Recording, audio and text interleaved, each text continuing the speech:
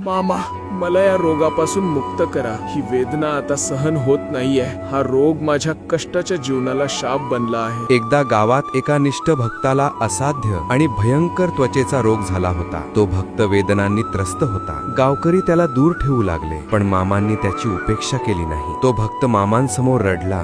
बाळू मामांनी त्या भक्ताचे दुःख पाहिले. मामांना कळले की या भक्ताला केवळ उपचाराने नाही तर दैवी हस्तक्षेपामुळेच मुक्ती मिळेल. मामांनी त्या भक्ताला शांत राहायला सांगितले आणि मग त्यांनी तो रोग स्वतः स्वीकारण्याची आज्ञा दिली. बाळा, तू आता या रोगातून मुक्त झालास, पण तू घाबरू नकोस. या रोगाचं ओझं आता मी स्वीकारतो. आणि काय तर चमत्कार झाला. त्या क्षणापासून भक्त पूर्णपणे निरोगी झाला. पण तोच भयंकर रोग बाळू मामांच्या कोमल शरीरावर दिसू लागला.